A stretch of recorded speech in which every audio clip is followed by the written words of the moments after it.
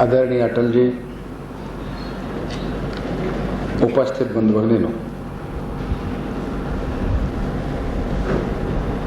हशू अडवाणींच्या संदर्भात बोलायचं झालं तर हशू अडवाणींच्या जाण्याने केवळ भारतीय जनता पार्टीची हानी झालेली नसून साऱ्या समाजाची हानी झालेली आहे आणि विशेषतः त्या विधिमंडळाची फार मोठी हानी झालेली आहे. हशू अडवाणीजींचं व्यक्तिमत्व असं होतं की ज्याचा उल्लेख साबिर शेख यांनी केला की आमच्या सदनामध्ये एकमेव व्यक्ती अशी होते की जे उभे राहिल्यानंतर सारं सभागृह शांत बसायचं. कितीही गोंधळ असला, एकमेकांचा आम्ही कितीही संघर्षाच्या भूमिकेत असलो तरी एकमेव हशूजींचं असं व्यक्तिमत्व होतं की ज्यांना सारं सभागृह त्यांच्याकडे आदराने पाहायचं. यावर्षी विधिमंडळामध्ये मी ज्यावेळी करविषयक बिल मांडलं ते 2 मिनिटात पार झालं. तेव्हा साऱ्या सदनानं हशू अडवाणींची आठवण झाली की कुठलंही बिल चर्चेविना पास होऊ दिलं नाही असं कोणता जर सदस्य विधानसभेत होते तर ते हशू अडवाणी. एकदा रोजगार हमीच्या संदर्भात एक बिल आलं होतं. सदनात मी आणि ते दोघंच होतो. तेव्हा त्यांनी विचारलं, त्यांना वाटलं ग्रामीण विषय मी बोलावा. मी म्हटलं मी बोलत नाही, पण हशूजी बोलले पण बिल तसंच पास होऊ दिलं नाही त्यांनी. ते म्हणाले दूसरे मुद्दे पर 15-20 मिनट सदन चला, मैं जब तक बिल देख के आता. त्यांचं व्यक्तिमत्व असं होतं की ज्याची आज आठवण झाल्याशिवाय राहत नाही की सदनामध्ये ज्या ज्यावेळी संघर्षाचे प्रश्न आले त्याच्यातून मार्ग कोणी काढला असेल तर हशू अडवाणींनी.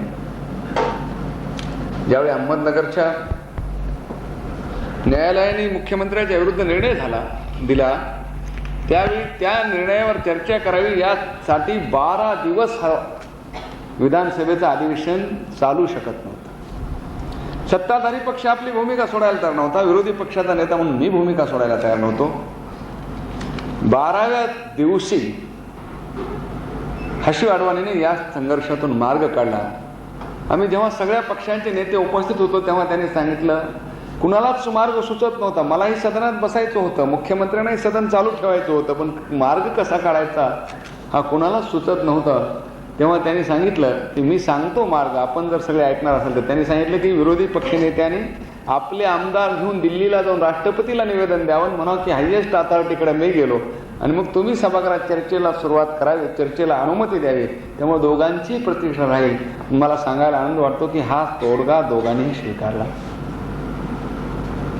आणि असे कितीतरी प्रसंग सांगता येईल की ज्यावेळी सदनामध्ये संघर्ष व्हायचा तर सभापती हशूजींना बोलवल्याशिवाय ते सदन कधी सुरू होऊ शकलं नाही. 2 गोष्टीबद्दल ते आग्रही होते आणि त्याबद्दल ते माझ्याशी सतत या संबंधी आपली वेगळी नाराजी प्रगट करायची.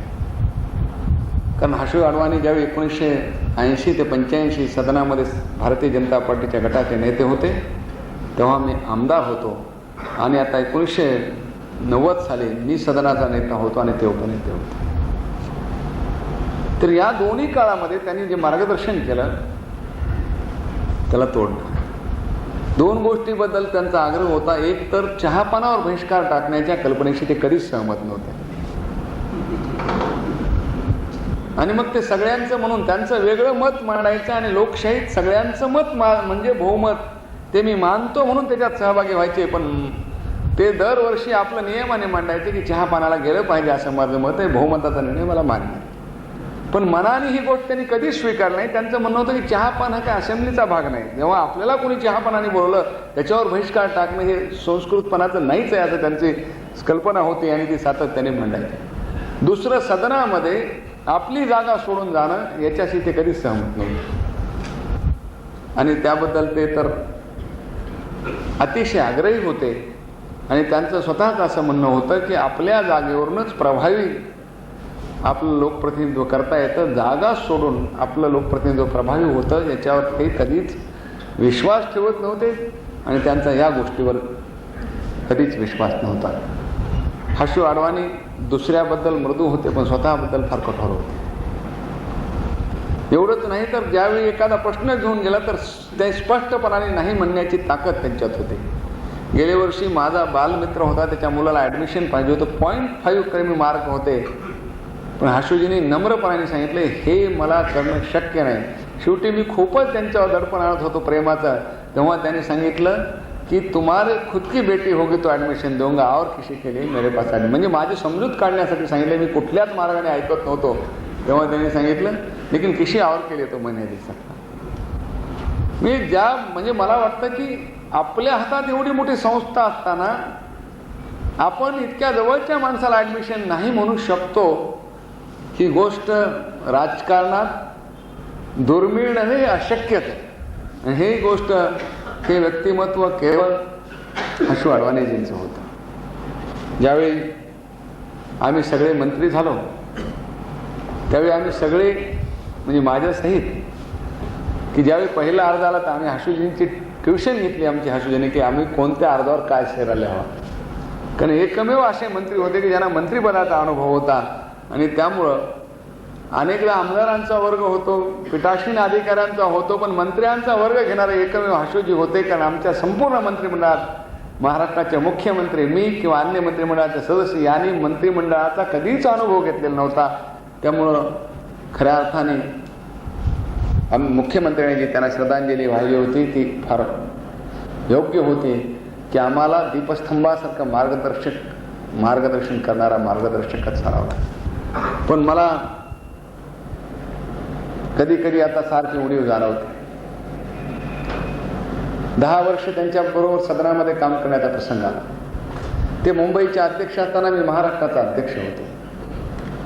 एवढंच नाही तर काही काळ मी अध्यक्ष असताना त्या प्रांताचे उपाध्यक्ष होते. या सगळ्या काळामध्ये निर्णय कसा घ्यावा, कार्यकर्त्यांशी कसं बोलावं, कोणत्या विषयाचा वैज्ञानिक निर्णय कसा करावा, एकदा मुंबईचा मेयर ठरवण्याची वेळ आली होती तेव्हा मी आणि हर्षूजींनी सगळ्यांच्या मुलाखती घ्यायच्या ठरवल्या.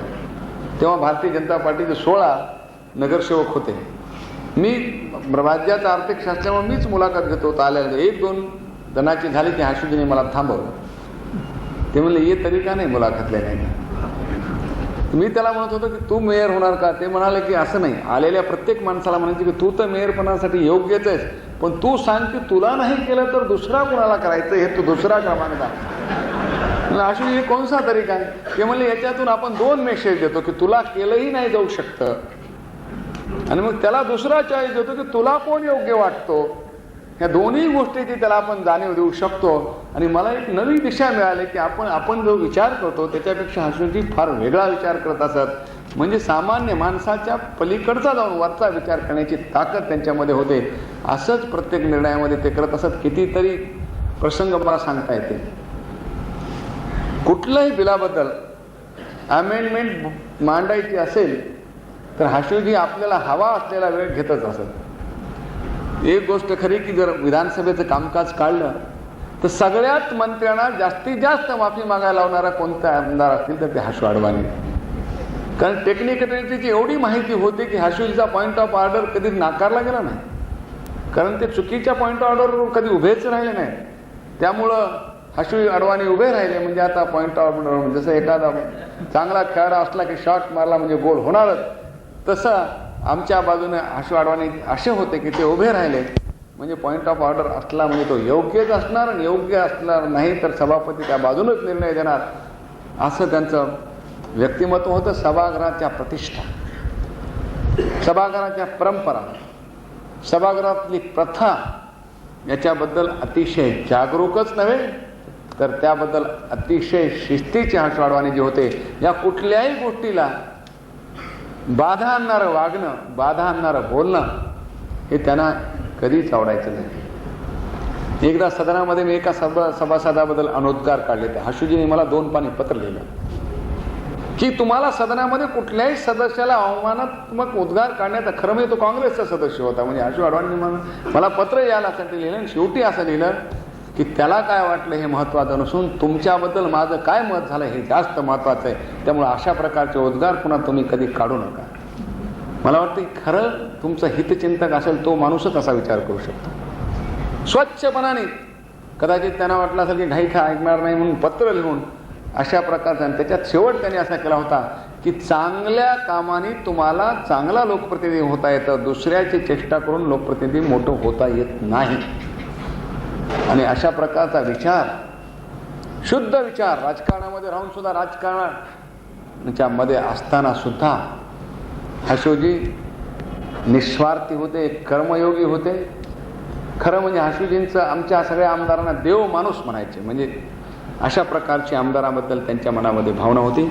एकाच वाक्यात हाशू अडवाणीजीच्या संदर्भात आत्ता आम्हाला काय वाटतंय, मला स्वतःला काय वाटतंय, एकाच वाक्यात जर सांगायचं झालं तर आमच्या सगळ्या, मी भारतीय जनता पार्टीच्या म्हणेल पण सगळ्या विधानसभेच्या विधानसभेच्या सदस्यांच्या संबंधात वडिलाचा धाक असणारं आणि आईचं प्रेम असणारं आता सभागृहात कोणीच उरलं नाही. चुकलं तर रागावणारा आणि कधी आमच्या हातून चांगलं घडलं तर मायेने पाठवून हात थापवणारं आता कुणीच नाही. एवढंच या निमित्ताने म्हणतो.